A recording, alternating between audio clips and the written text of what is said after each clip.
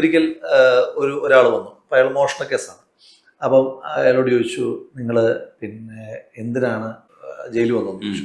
അപ്പോൾ അയാൾ പറഞ്ഞു, ഞാനാണ് ഒരു ഗ്യാസ് സിലിണ്ടർ എടുത്തത്. അപ്പോൾ നമുക്ക് ഭയങ്കര സഹതാപം തോന്നി. പാവം, ഒരു ഗ്യാസ് സിലിണ്ടർ എടുക്കേണ്ടി വരുന്നൊരു അവസ്ഥ എന്നൊക്കെ പറഞ്ഞ് നമുക്കൊരു ദയനീയതയൊക്കെ തോന്നി കഴിഞ്ഞപ്പം പിറ്റേ ദിവസം പത്രം വന്നു കഴിഞ്ഞപ്പം അയാൾ അടച്ചിട്ടിട്ട് അമേരിക്കയിൽ പോയ ഒരു വീട്ടിലെ എല്ലാ സാധനങ്ങളും കൊള്ളയടിച്ചു.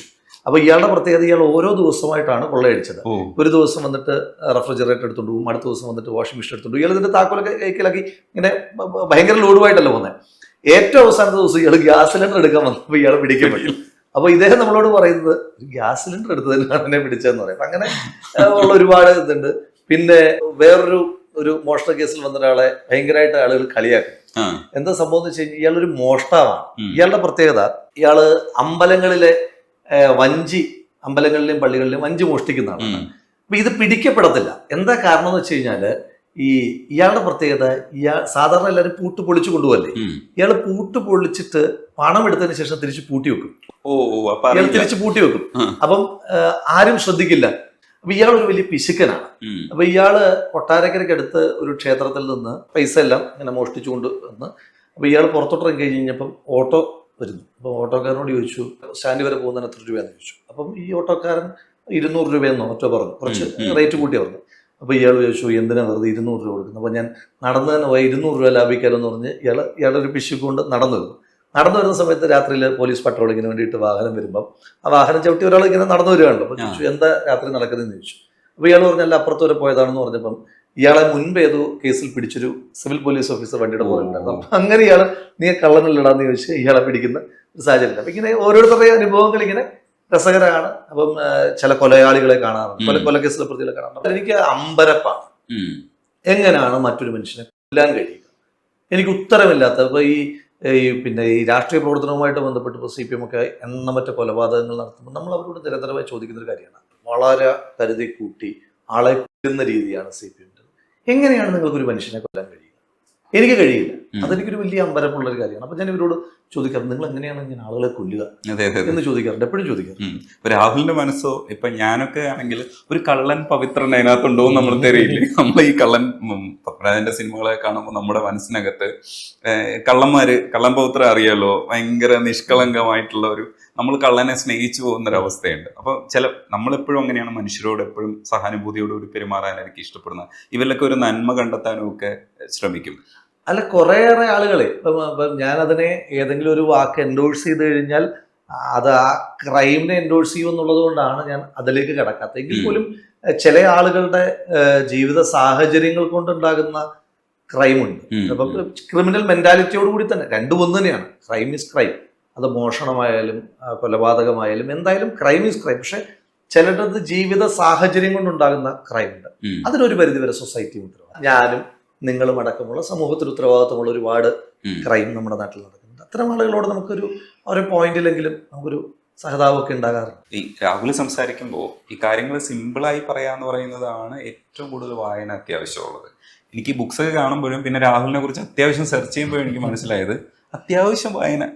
ആ വാക്ക് കറക്റ്റ്. അത്യാവശ്യം വായനയുടെ ആളാണ് ഞാൻ. അപാരമായ വായന. അത്യാവശ്യ വായന എന്ന് പറഞ്ഞാൽ റാം കെയർ ഓഫ് ആനന്ദി വായിച്ചിട്ടുണ്ടാവും, ബഷീറിന്റെ പ്രേമലേഖനവും വായിച്ചിട്ടുണ്ട്. എന്ന് വെച്ചാൽ ഇങ്ങനെ നിരന്തരമായി വായിച്ചുകൊണ്ടിരിക്കുന്ന ഒരു ആളാണ് രാഹുൽ എന്നാണ് എനിക്ക് മനസ്സിലാവുന്നത്. പക്ഷെ അങ്ങനെയല്ല, ഞാനൊരു ഒരു വലിയ വായനക്കാരൻ. ഞാൻ വായിക്കും, അതാ പറഞ്ഞത്, അത്യാവശ്യ വായനക്കാരൻ. എനിക്ക് അത്യാവശ്യമുള്ളതാണ് ഞാൻ കൂടുതലായിട്ടും വായിക്കുന്നത്. അപ്പം അങ്ങ് സൂചിപ്പിച്ച റാം കെയർ ഓഫ് ആനന്ദിയുടെ പ്രത്യേകത, ഇപ്പൊ നമ്മൾ ചില സ്ഥലങ്ങളിൽ ഇപ്പൊ ഈ പുതിയ തലമുറയെ നമ്മൾ അഡ്രസ് ചെയ്യുമല്ലോ. പുതിയ തലമുറയാണല്ലോ സ്വാഭാവികമായിട്ടും യൂത്ത് കോൺഗ്രസ് പ്രസിഡന്റ് എന്ന നിലയിൽ എനിക്ക് കൂടുതലായിട്ട് അഡ്രസ് ചെയ്യാനായിട്ടുള്ളത്. അവരുടെ ക്യാമ്പസുകളിലൊക്കെ ചെല്ലുമ്പോൾ അപ്പൊ അവരിങ്ങനെ ചോദിക്കും, ഇപ്പൊ നമ്മൾ എന്തെങ്കിലും ഒരു പുസ്തകത്തെ പറ്റി ചോദിച്ചു ഉടനെ ചോദിക്കും, റാം കെയർ ഓഫ് ആനന്ദി വായിച്ചിട്ടുണ്ട്. അപ്പം ഞാനത് സത്യത്തിൽ വായിച്ചിരുന്നില്ല അന്ന്. ഇല്ല, വായിച്ചിട്ടില്ല എന്ന് പറയുമ്പോൾ ഇവരുടെ ഒരു പുച്ഛമുണ്ട്. ഈ റാം കെയർ ഓഫ് ആനന്ദി വായിച്ചിട്ടില്ലെങ്കിൽ പിന്നെ എന്ത് വായനക്കാരെന്നുള്ളൊരു പുച്ഛമുണ്ട്. അപ്പൊ അങ്ങനെ ഈ ചോദ്യം നിരന്തരമായി കേട്ടുകഴിഞ്ഞപ്പോൾ ഞാൻ വിചാരിച്ചു, പിന്നെ റാം കെയർ ഓഫ് ആനന്ദി വായിച്ചാലേ പിടിച്ചിരിക്കാൻ പറ്റില്ലല്ലോ എന്ന് വിചാരിച്ചതിന്റെ അടിസ്ഥാനത്തിൽ ഇങ്ങനെ വായിക്കണം എന്ന് വിചാരിച്ചിരിക്കുമ്പോഴാണ് ജയിലിൽ പോകുമ്പം റാം കെയർ ഓഫ് ആനന്ദി അവിടെ ലൈബ്രറിയിൽ ഇരിക്കുന്നതാണ്. സത്യത്തിൽ ആ വിഷയത്തിനകത്ത് എനിക്ക് സൂപ്രണ്ടിന്റെ ഇടപെടൽ വേണ്ടി വന്നു. പക്ഷേ ജയിലിനകത്ത് ഏറ്റവും അധികം സർക്കുലേറ്റ് ചെയ്യപ്പെടുന്ന പുസ്തകം റാം കെയർ ഓഫ് ആനന്ദിയാണെന്ന് ഇങ്ങനെ അവിടെ ചോദിച്ചപ്പോൾ പറഞ്ഞു.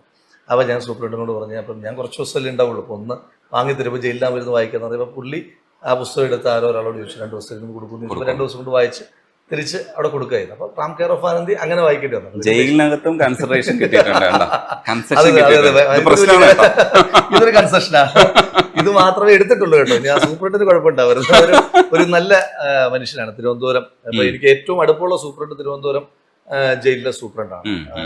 അപ്പം അദ്ദേഹം ഒരു നല്ല മനുഷ്യനാണ്. എന്ന് വെച്ചാൽ ഒരു പരിഗണനയും ഒരാൾക്കും പ്രത്യേകമായി കൊടുക്കില്ല എന്നുള്ളതാണ് അദ്ദേഹത്തിന്റെ ഒരു പ്രത്യേകത. പക്ഷെ എല്ലാവരോടും അപ്പം എന്നെ മാന്യമായി ട്രീറ്റ് ചെയ്യും. എന്നെ മാന്യമായി ട്രീറ്റ് ചെയ്യുമ്പോൾ എനിക്ക് ഭയങ്കര സന്തോഷം തോന്നും.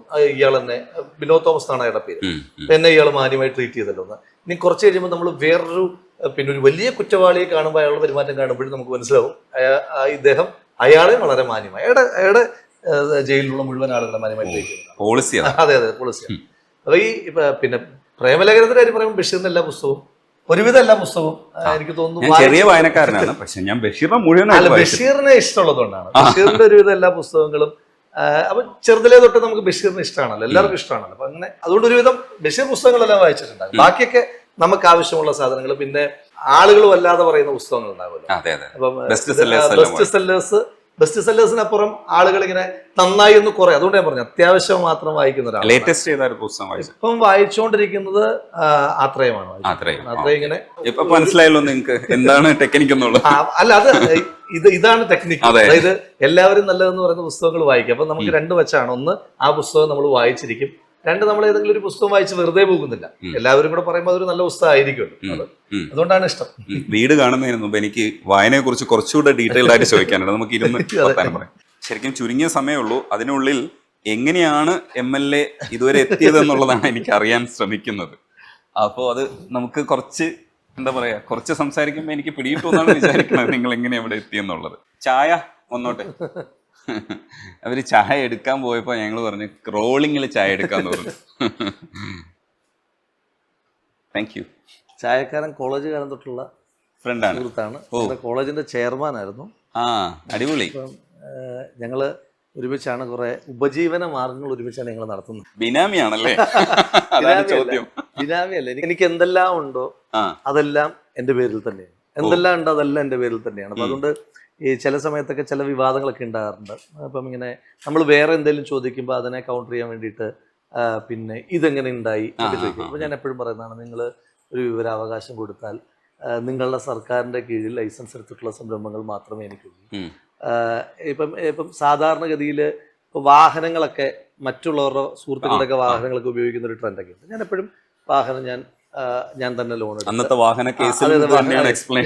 ഞാൻ തന്നെ ലോൺ എടുത്ത് വാഹനം എടുത്ത് ഇപ്പോഴും എൻ്റെ പേരിൽ തന്നെ എൻ്റെ ആദ്യത്തെ ബുള്ളറ്റ് തൊട്ട് ഇപ്പൊ ഏറ്റവും ഒടുവിലത്തെ വാഹനം വരെ എൻ്റെ പേരിൽ തന്നെ എടുക്കുന്ന ഒരാളാണ്. അപ്പൊ അതിനകത്തൊരു നമുക്ക് ഒളിക്കാനും മറക്കാനൊന്നുമില്ല. ട്രാൻസ്പെറന്റ് ആണ്, ആർക്കും പരിശോധിക്കും. കരുതി കൂട്ടിയാണ് ചുമ്മാ അല്ല ഇതുവരെ എത്തിയത്. ശരിക്കും രാഹുൽ, ഞാൻ അറിയാൻ ശ്രമിക്കുന്നത് നിങ്ങൾ ഇതുവരെ എത്തിയ ഒരു നിങ്ങൾ ഉണ്ടാവുമല്ലോ, അപ്പോൾ അതിൻ്റെ ഉള്ളിലൂടെ സെർച്ച് ചെയ്യാൻ ശ്രമിക്കുകയാണ്. ചില ചോദ്യങ്ങളൊക്കെ അങ്ങനെ തന്നെ കാണണം കേട്ടോ. അപ്പോൾ ശരിക്കും എനിക്ക് ഈ പ്രേമലേഖനം വായിക്കുന്നു എന്ന് പറയുമ്പോൾ നമ്മൾ ബഷീറിനെ ശരിക്കും ഞാൻ മനസ്സിലാക്കുന്നത് പ്രേമലേഖനം വായിക്കുമ്പോഴാണ്. ആദ്യം മനസ്സിലായില്ല, ചെറുപ്പത്തിൽ ഇത് വായിച്ചല്ലോ, അപ്പോൾ മനസ്സിലായില്ല.